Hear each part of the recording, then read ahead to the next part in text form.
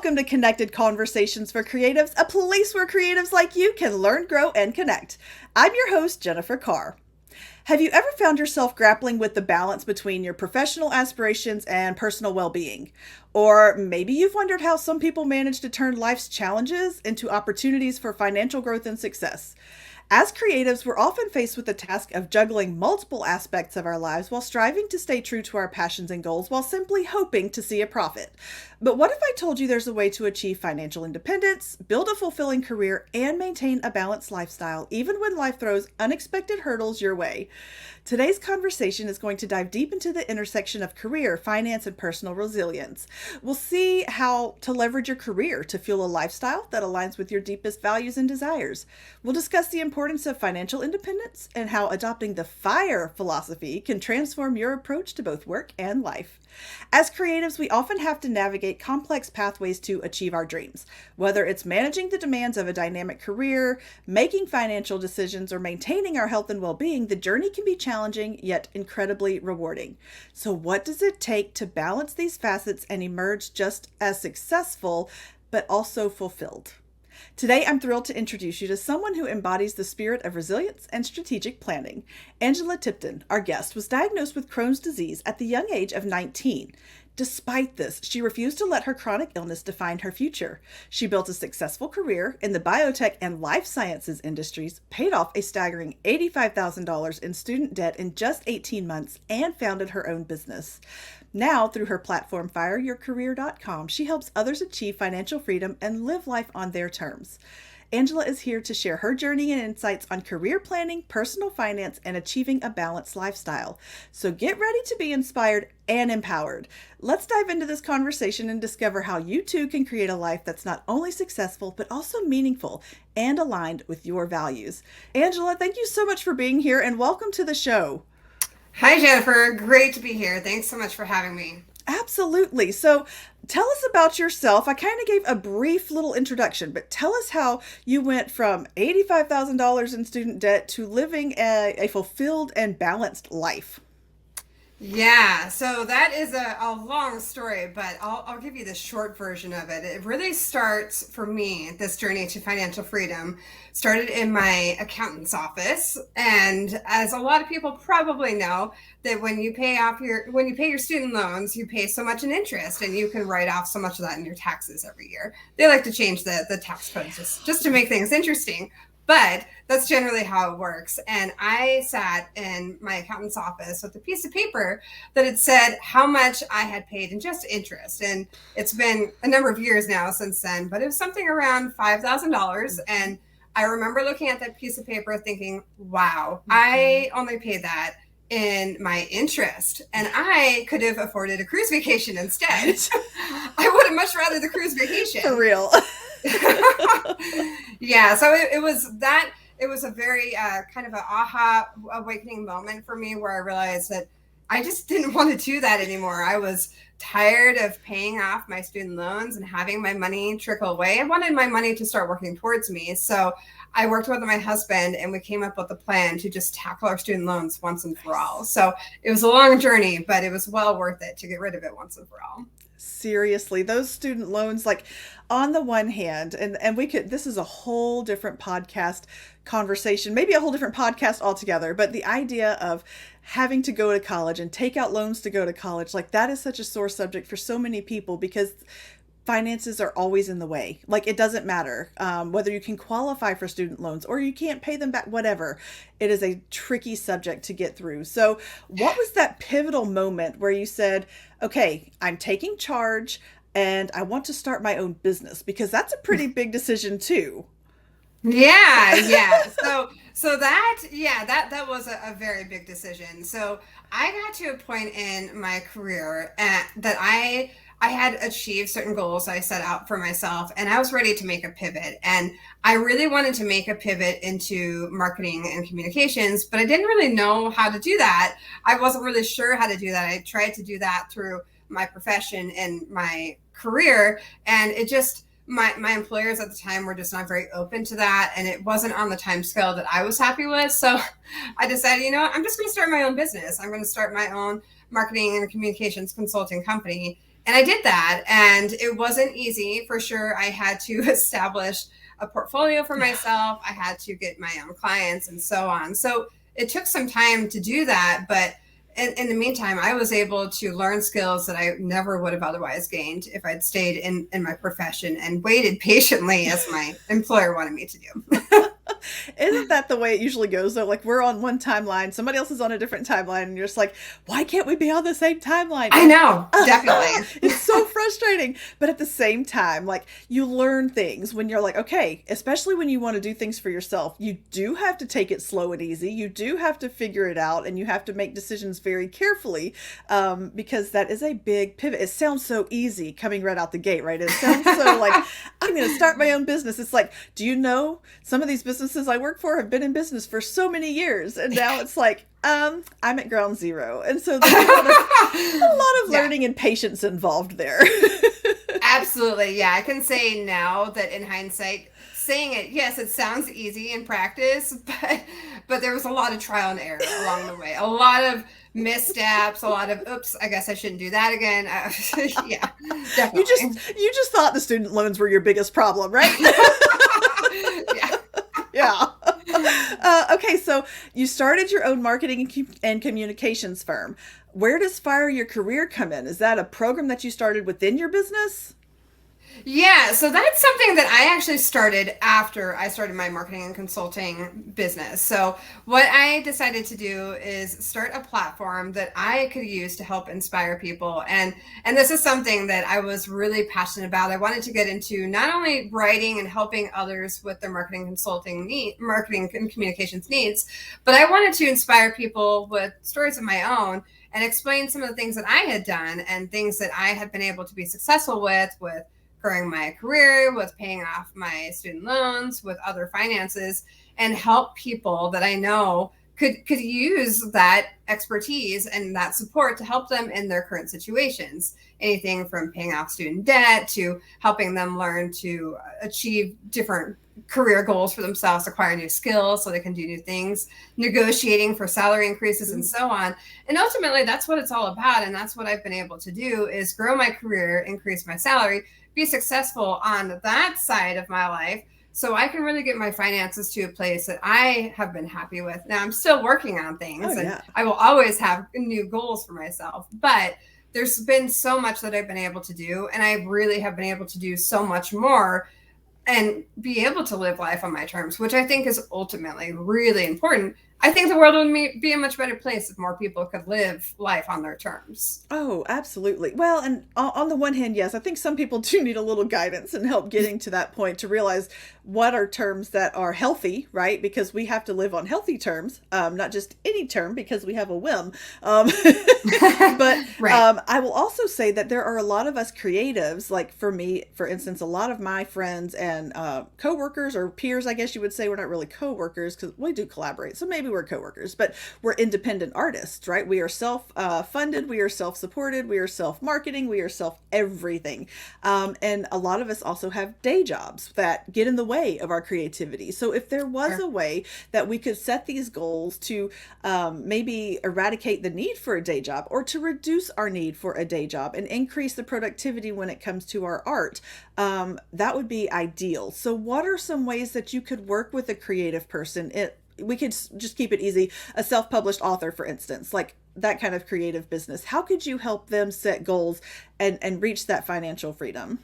Yeah, that's a great question. So I like to look at it from a goal standpoint, and I think one of the simplest things to start with is a vision board. So, and this is a no holds barred, really put anything that you can possibly imagine that would give you more fulfillment in your life. And it's easy to try to filter yourself early on. It's one of those things that I know I have to fight myself with because I'll start saying, but this isn't realistic. It doesn't matter. It doesn't matter. It's a vision board. That's not the purpose. You want to put anything there that you feel like would possibly be more fulfilling for you. So you start there.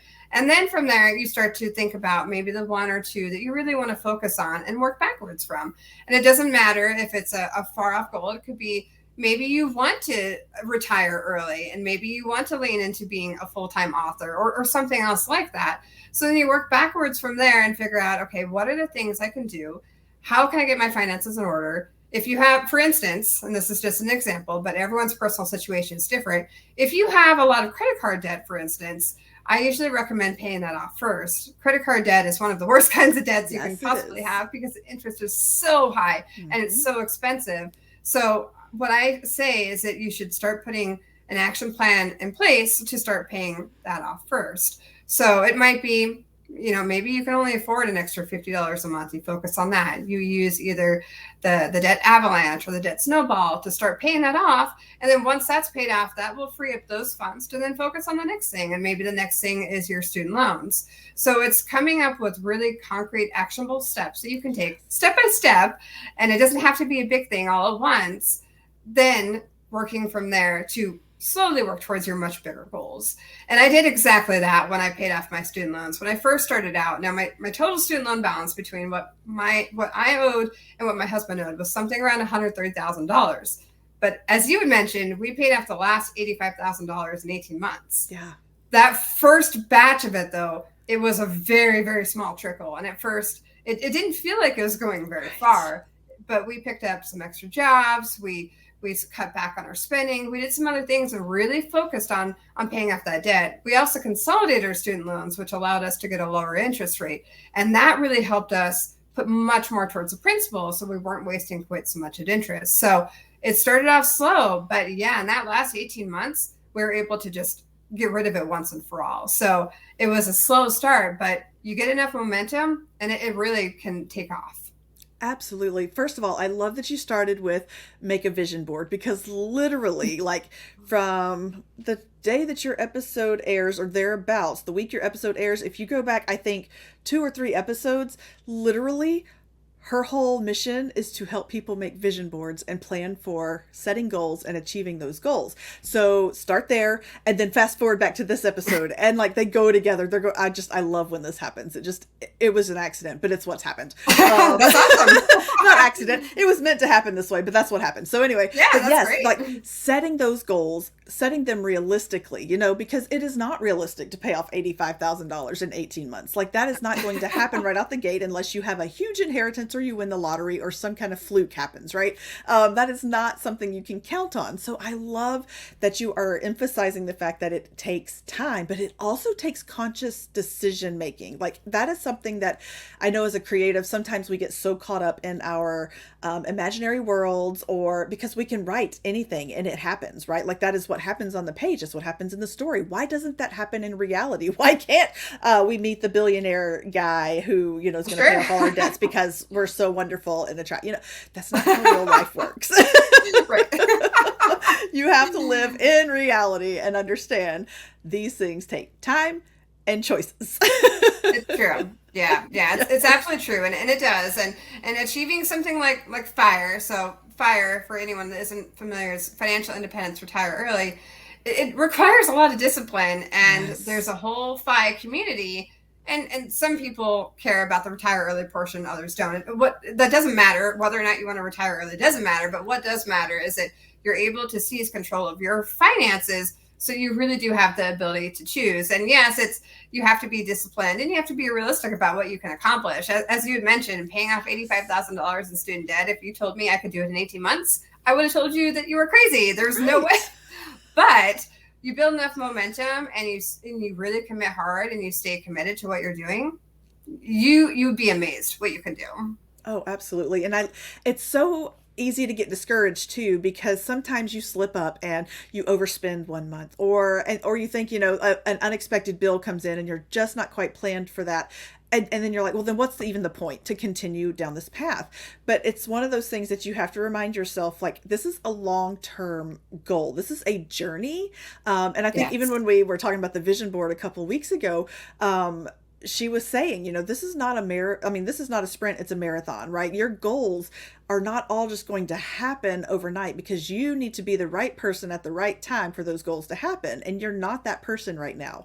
I'm not the Right. disciplined person that could turn around and pay off all of my student loan debt. Like, I'm not that person today, but maybe in a couple of years I will have made that progress and my student loans will be paid off. You know what I'm saying? Like, you have to get there, but it's not going to be tomorrow. Yeah. Two concepts that I talk about on my website that remind me of exactly what you're talking about. One of them is money mindset, which is definitely a thing. And if anyone hasn't looked into this a little bit, there are a lot of authors that talk about this, but simply your money mindset is how you envision money. A lot of us have these kind of natural negative sentiments about money, and money can serve us and money can not serve us. And a lot of times we're in this mindset of lack. Everyone has their different feelings about money. But if you don't know what your money mindset is, take an honest look and actually ask yourself, do you actually feel positive or mostly negative about money? And you might be surprised in the ways that you might get in your own way when it comes to money. So if you find yourself being one of those people, I highly encourage people to take an honest look at yourself and don't be afraid to face those things that are potentially some uncomfortable truths about yourself. But in order to be successful and actually be able to commit to doing big things like paying off massive amounts of student debt, you do need to have a money mindset that is going to work in your favor. And if it's not working in your favor, it's going to get in ways and ways that you wouldn't even suspect. So that's something that I would definitely recommend that people look into if you're not already in a good place with that. The other thing that you had mentioned that I talk about on my website is a lot of times it's very easy to undervalue the impact that incremental improvements can make. And let me explain what I mean is that, especially when we're looking at really big goals and achieving big things.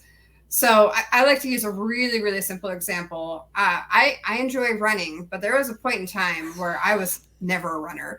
And there was a time that a friend had asked me if I wanted to run a 5K.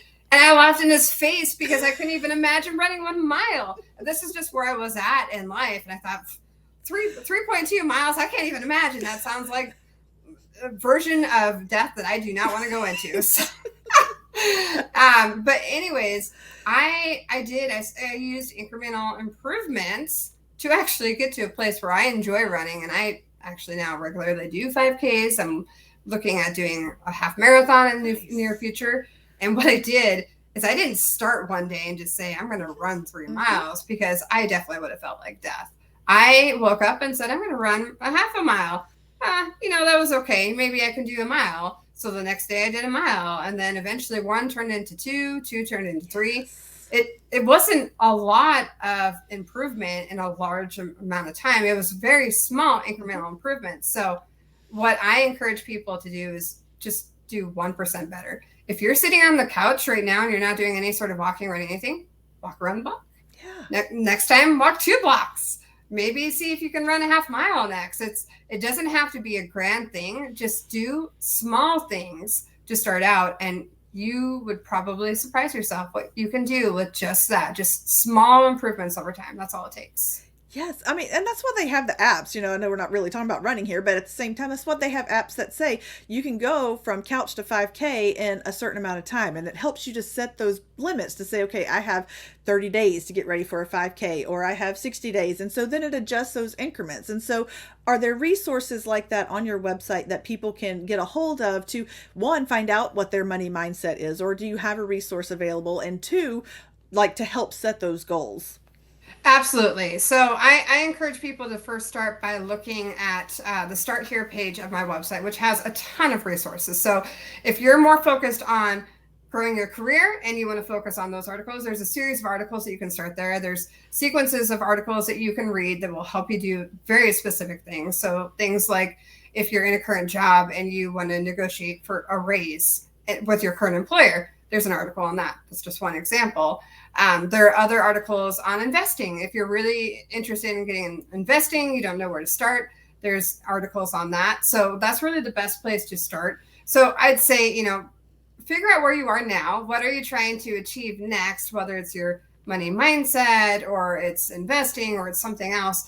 There are a series of articles on that section of my website that are great resources. And as always, I encourage people that if you still have questions after you read those articles, feel free to reach out to me. My contact information is also on the website. That's awesome.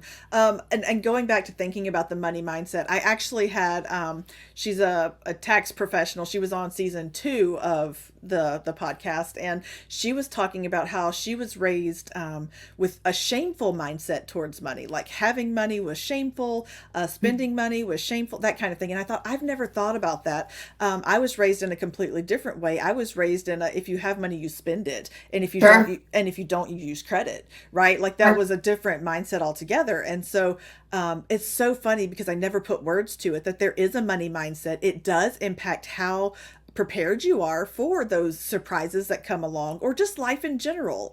Absolutely. It never occurred to me that I would be 40 one day thinking retirement is not that far in the future for my husband.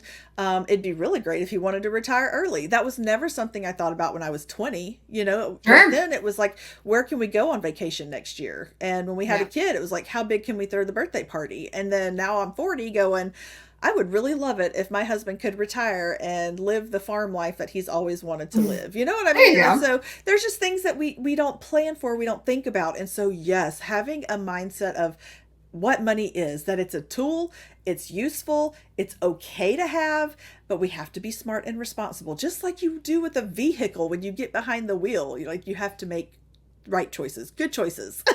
Yeah, absolutely. And I totally agree with you. And a lot of us don't even realize that most of what we believe about money comes from our childhood, and it comes from what we observed from our parents, Yes. whether our parents were they spent endless amounts of money on their credit cards, or there was a feeling of lack. We don't even realize that we keep a lot of these things into ourselves, and then we grow into adulthood and we adopt these mindsets, Yes. not even realizing it. And that's not to say it's a bad thing. I mean, there are plenty of good things we learn from our parents too, but we learn the good and the bad. So it's a matter of identifying the things that are serving you and working for you and keeping them. And sometimes it means that you need to unlearn certain behaviors or certain beliefs that are just not helping you in your current situation. 100%. And sometimes that requires some personal work that goes beyond just your financial mindset. Sometimes you do need to True. go talk to a mental health professional. I'm not volunteering, but I'm just saying mental health professionals out there who they would be glad to sit down and walk with you through, because it is almost sometimes like breaking those cycles of mentality. We live in a completely different world than the one we grew up in and the one our parents grew up in. Like, it is so different. I can't even imagine, like, my kid, when she has cash in her pocket, like, it burns a hole in her pocket because she's like, ooh, I've got money to spend. I was kind of like all of us as kids. I don't know, I held on to it because I was like, it's so pretty, I don't want to break this, I want it to stay whole. But she's like, no, I got to spend it immediately because it's here. And I'm thinking, but she has a debit card, and she's like, she's real particular because she's like, it's not money she can see go anywhere, and so she holds on. And it's so funny. I'm like, where did that even come from? Like, where did you learn that? I don't know. Yeah. But it's so it's really scary to try to think about how to teach her how to handle money, because I don't know, she doesn't see her money, right? She doesn't see it. It's not there. But that money in her hand, it's like, oh, I'm not supposed to hold on to this. It's just got to go. It's wild. It's so funny. Anyway, so how do you see the future of Fire Your Career evolving? What do you think is going to come down the pipeline next with your program?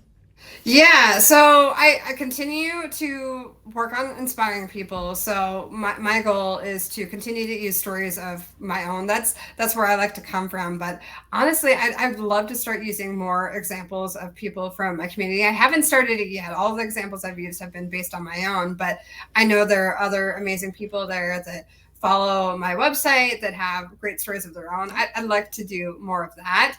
As I continue to learn things, I'm one of those people that believes in continuous improvement. Yes. And I always love learning new things, and anything new I learn, I love to share. Because sharing to me is caring, especially when it comes to new tools, new education materials, anything you can use to really up-level your life. So I will continue sharing those on my website as well. So that's a little bit of what's coming up next, but I post new articles every week. So there's always new fresh material coming up. That's awesome. Okay, so we're going to flip the script now if you are interested in making that happen. Absolutely. Oh boy, here we go. Welcome. You're the host now. Yeah. All right. So, hi, Angela Tipton here, the host of your show for this moment. So, Jennifer, if you could be the creator of any work of art, existing or non-existing, in any point in history, what would you choose to be the creator of, and why? And it can be anything. Oh, okay. And these are like, if I want to create it, I will have the skills to create it. Yeah, like that'll be Absolutely. what it is. Because I have never, honestly, any painting. I am not an artist. Like I can write, I can make you imagine things, but you give me a pen and a piece of paper, and my stick figure will look like I'm in kindergarten. Like I cannot draw to save my life. And so if I could just paint, and I don't know if there's any one masterpiece. Like I look at Starry Night, that's one of my favorite paintings, and I look at it and I'm just like, man, like it looks so easy. Like he just kind of went boop, boop, boop, boop, boop, and just made all these designs, and it turned into a picture. And if I tried that, it would just be me spilling paint on the page. And so any kind of painting like that would be amazing. I love Okay. that. That's a great question. Yeah. So any kind of painting, is it so that you could acquire those skills, or you think it'd be fun to do something like that because it's not something you're as confident in, or what do you think? Definitely. Listen, if I could acquire, like my kid is an artist, my husband can draw. I can't. It's not fair. And so one, I would be able to keep up with them. And two, I love colors. Like I just love color. You can like I've got colors everywhere. My walls are gray so that I can have colors everywhere. And so I just love the idea of being able to put colors the way I want them in a way that's attractive. Like I just want to be able to Okay. go, oh, like you see my logo there in the corner of the screen. Like if I could have designed that, that would have been amazing. Instead, somebody else had to do it for me. Fair, fair. You know what I That mean? makes complete sense. Yeah, Yeah, yeah. I would love that. What was one thing that you dreamed of becoming as a child, and what is maybe a dream or goal that you have now that may or may not have come from your childhood? Kind of two questions there. Okay. I always wanted to be an astronaut. Like that was my number one. I love space. I love my fifth grade science teacher had one of those inflatable planetariums, and I lived for those Fridays when she would bring. I was just, man, it's the best. All of my science projects were all like science fair stuff. Always had to do with space. I love it. And then as I got older, I realized that to be an astronaut, you have to be good at math and science, and I'm not. And so it remained a dream, and that's okay too. I still love space. I could sit outside and stare up at the stars like forever, and be perfectly content. So that would be amazing. My dream now, it is not to be an astronaut because I've come to grips with the fact that won't happen. It just is what it is. I think now, my biggest dream is to be a prolific and successful enough author to retire my husband early. Like that has been something, and we joke about it. I mean, seriously, but also jokingly, because it's going to take a hot minute. It is one of those. It's not going to be an overnight success unless says to me, and hey, this door is now open for you to be an overnight success. Like I understand it takes work, it takes effort, and that kind of thing. And so, but that is my dream. That is my goal. Is that one day I will write either enough books or the right book that he can actually come home and live his farm life. Yeah.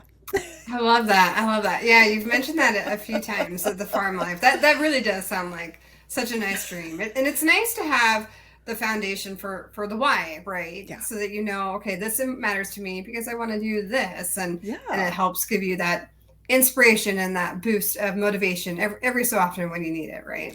Yes, and we actually live on we bought a farm.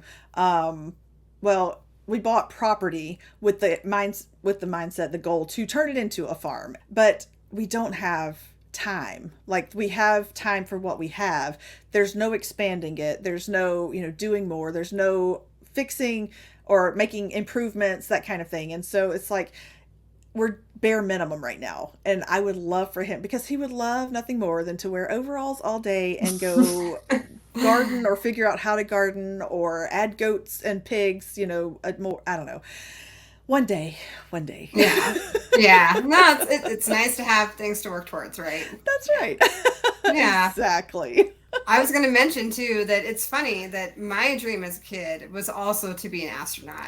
Although I had kind of a different aha moment. For me, it was I was having health problems. So I knew, oh, well, with astronaut testing requirements, there's just no way that they would pick someone with my health issues. I was decent at math and science. I was, okay. I probably would have been passable, but the health stuff, I was like, Yeah, not so much. Man, I tell you, back in the day, that wouldn't have been a problem. Like physical, I could have passed the physical fitness test. That would have been great. But then they would have been like, hey, do this math problem. And I've been like, hey, Angela, help me out. What you got on your answer? That's probably how it would happen. But I love that. It's so funny. So many kids are like, I want to be astronauts. I want to be, I want to do all. My husband's, I probably shouldn't tell, but I'm going to tell anyway, and he can probably hear me. His dream was to be a garbage man. He thought it would be the coolest thing ever to ride on the back of a garbage truck and be the garbage man. And I was like, I love that. Like, who would ever think that's what a kid, but he did. He was like, it'd be so awesome. That's so funny. That reminds me of I had a sorority sister back in my undergrad days. That was her dream too. It was either be a garbage man or be a vet. I mean, two extremes of different things, but that was her dream too. I mean, you probably deal with a lot of crap either way. That's true. Sorry, that was silly. Yeah, no, it's true. It's funny. I love bad jokes. Anyway, well, Angela, thank you so much for hosting the show for a minute. That was fun. You asked some great questions. Like I usually get asked, why did you become a writer? What was your book about? And I'm like, no, that was a good question. I've never been asked that before. So nice job. Well, thanks. I like to ask fun and intriguing questions. Yeah, no, they made me think. Normally I'm like, I got an answer, but nope, not that one. It's good. Okay, so tell listeners how they can connect with you. What is your website? What are your socials and all that good stuff? Yeah, so you can check out my website at fireyourcareer.com. And one of the things, other than the Start Here page on my website, one of the things I encourage people to start with is my free ebook. And it really is free to anyone that wants to use it. It's called 7 Ways to Fire Your Career.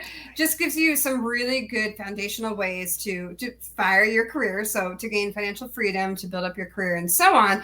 And you can find that free resource at fireyourcareer.com/ebook. And it's spelled just the way it sounds. Perfect. And I'll make sure all of that goes in the show notes. And you don't mind people contacting you through your website. So that's fantastic and very appreciated. I actually pulled up the link that you had sent in the email for your ebook. And so I was like, I'm going to download that. But then I got distracted and I was like, it's still open in my browser. Like I'm looking at it right now. So when we're done here, I'm going to go click the link and download the ebook. Yes. Help yourself. Absolutely. Yeah. Thank you. That's so fantastic. You can also follow me on social. I forgot to mention that too, but I am on Instagram and on LinkedIn and Pinterest too. I don't do as much on Pinterest, but I'm there too if you want to look me up. Awesome. Cool. Thank you. All right. I have one last question for you, and it's the big question, and nobody's ever gotten it wrong. So are you ready? Absolutely. Okay. What is one piece of advice or encouragement you want someone to walk away with if they hear nothing else? One piece of advice that I would give to people if they hear nothing else in this show is to don't be afraid to live life on your terms. And remember, it's a lot more achievable than you probably think. Yes. Just because it looks daunting, like don't let it intimidate you because, oh my gosh, there's so much progress to be had and there's so much to learn in the journey. That's my biggest thing is that over the last 3 years, like taking the journey that I've taken to become an author, which I never really set out to do, I became a different person. Like I like myself more. I'm more confident. I'm more hopeful. So when you do live life on your own terms, there is such a boost, such an up level that comes with that. So yes, I think that is fantastic advice because when you let other people dictate who you are and what you're supposed to be doing, you will never be satisfied. Agreed. Yeah. Couldn't agree more. Yeah. I'm so glad we're on the same page because that makes this way more fun. Yeah, agreed. This has been fantastic. So really appreciate you having me here. Yes, thank you. And I love how upbeat and fast paced it was because you never know. Talking about finances can be awkward for people. It can be really intimidating and a little unnerving because you're like, I don't live up to the financial success that I probably should. But that's okay. That's why we have... It is okay. Yes, we have friends like Angela to help us get to that next level. That's right. Yeah. No need to be ashamed about your current situation. It may not be where you want to be today, and that's okay. There's always room for improvement. Yes, exactly. Again, thank you so much, and I cannot wait to read your free ebook. Yeah, I'm looking forward to having you read it. Let me know if you have any questions. I will.